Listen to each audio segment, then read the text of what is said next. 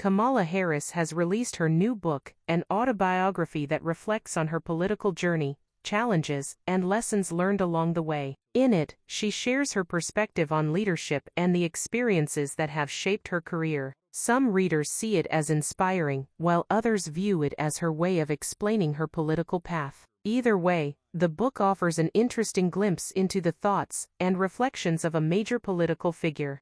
Democrats win on health care, environment, women's rights, respect for democracy. But on those issues, I bet you that are the big ones that they vote on more: crime, immigration, wars, economy, corruption.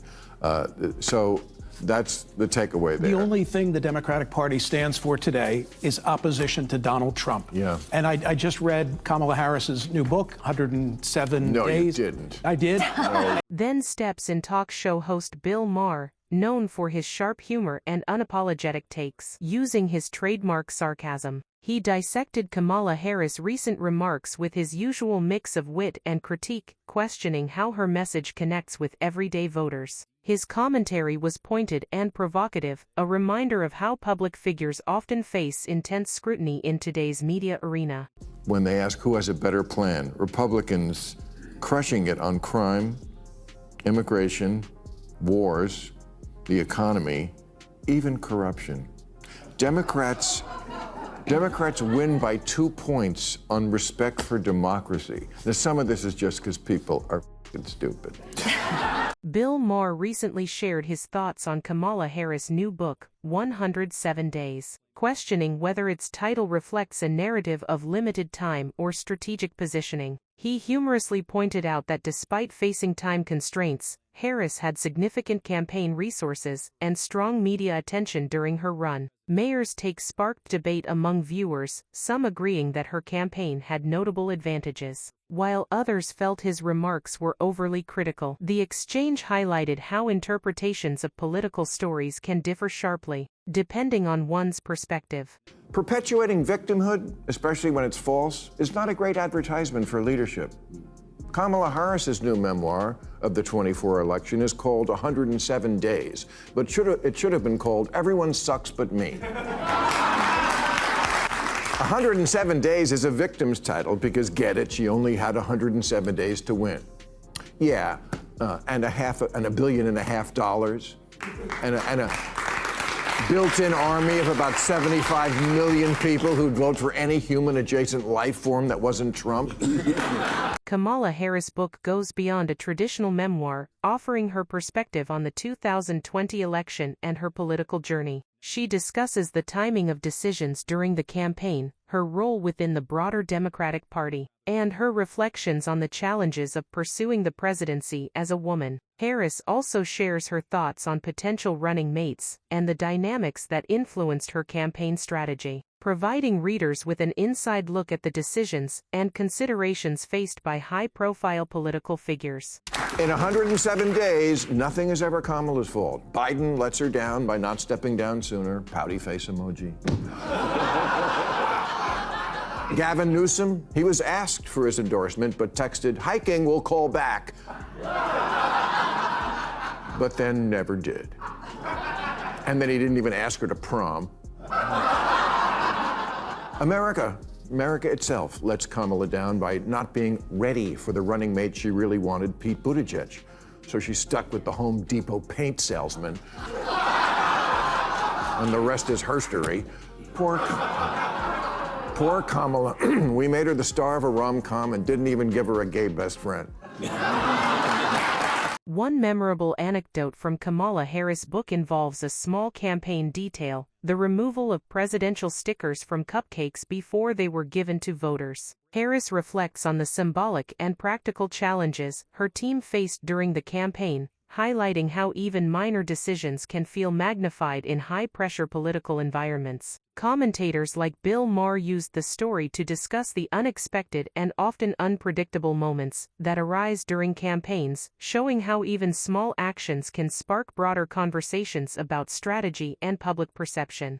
Kamala writes that on election night, when it was clear she lost, an aide peeled the words "Madam President" off the cupcakes before handing them out. Oh, geez, that's like a scene from Bridget Jones Runs for President, for Christ's sake.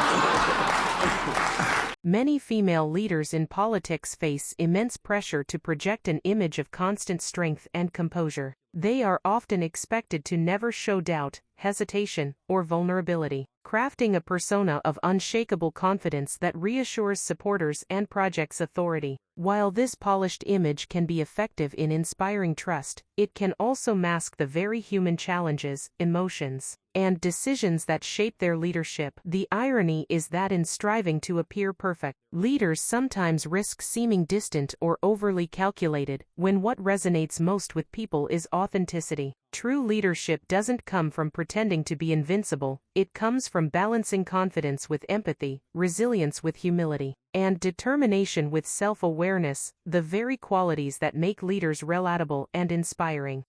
Look, ladies, I know this isn't fair, but we're all always running against the worst cliche of who people think we are.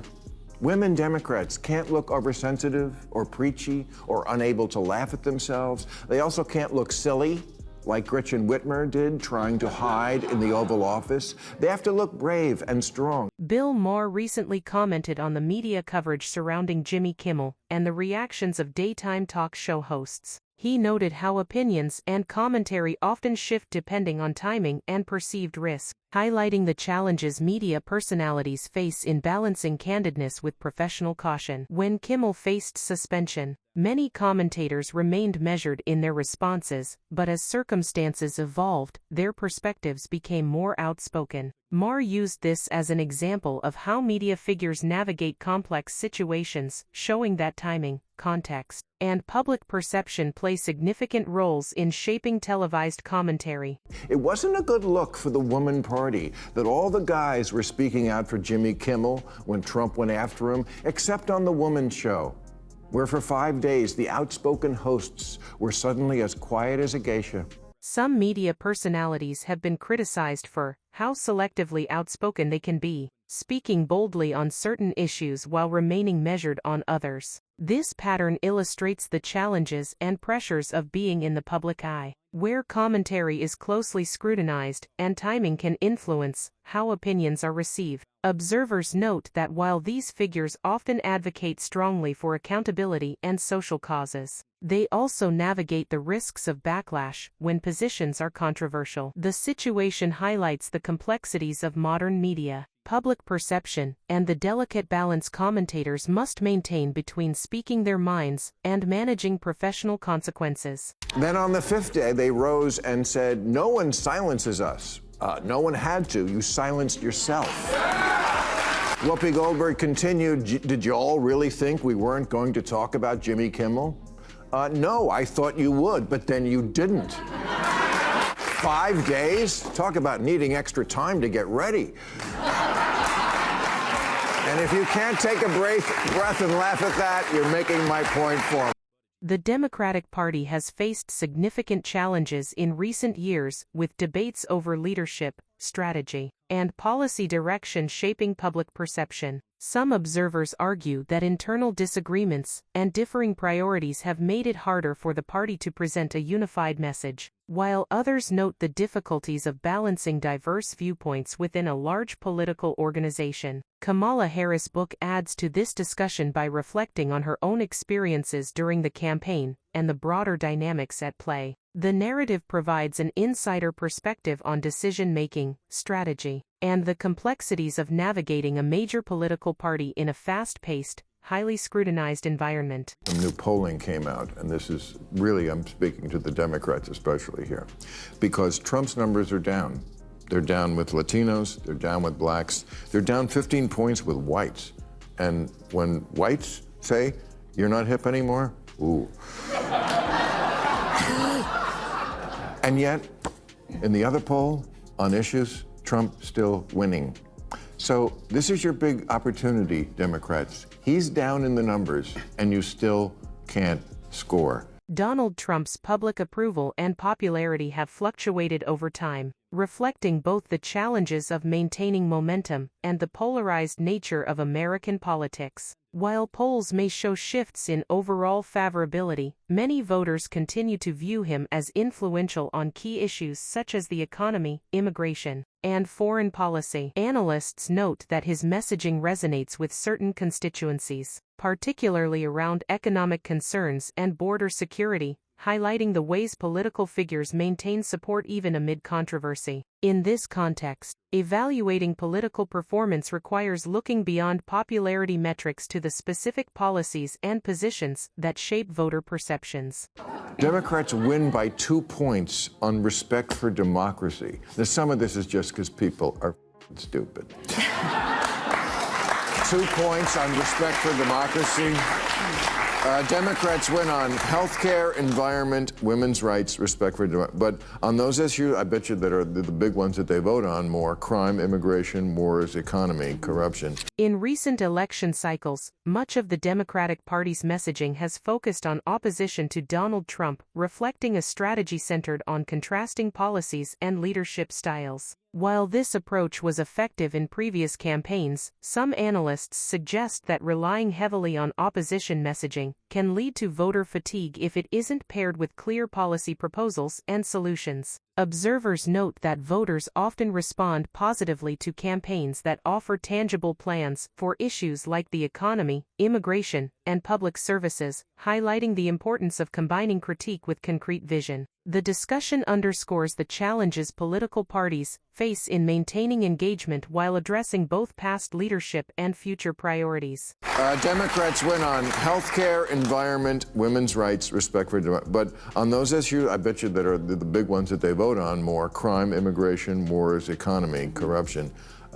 So that's the takeaway there. The only thing the Democratic Party stands for today is opposition to Donald Trump. Yeah. And I just read Kamala Harris's new book, 107 No, Days. you didn't. I did? No, you didn't. I'd like... I'll say a lot of lies on this show, but I won't take that. I will not accept that. As the campaign progressed, some voters and commentators noted that Kamala Harris' approach emphasized optics and messaging, which led to mixed reactions from the public. While endorsements and media appearances generated attention, observers pointed out that voters were looking for clear positions on policy issues and authentic engagement. Analysts suggest that, when campaign messaging focuses heavily on presentation rather than detailed policy discussion, it can create perceptions of distance from voter concerns. The broader discussion highlights how campaign strategy, media management, and public perception interact to shape a candidate's overall reception. It's like a diary of what happened, but I was looking for, okay, and what's the plan for the future? There wasn't any, and she's just indicative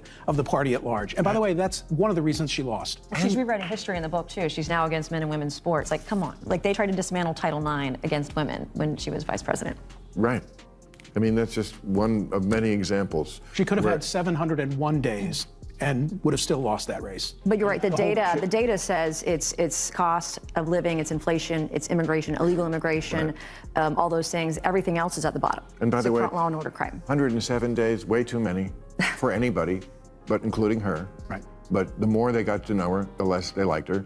I've said this many times on this show. Other countries don't do this. They don't have years to run. In the end, Bill Maher's commentary on Kamala Harris and broader Democratic strategies sparked a lot of discussion about leadership, messaging, and voter engagement. Observers note that the party faces challenges in presenting a unified vision and connecting with a wide range of voters, while balancing policy priorities and public expectations. Maher's critique highlights the tensions between media narratives, campaign strategies, and the realities of political accountability. Ultimately, the conversation underscores the importance of clear messaging, responsive leadership, and the ongoing need for political parties to adapt to changing public sentiment.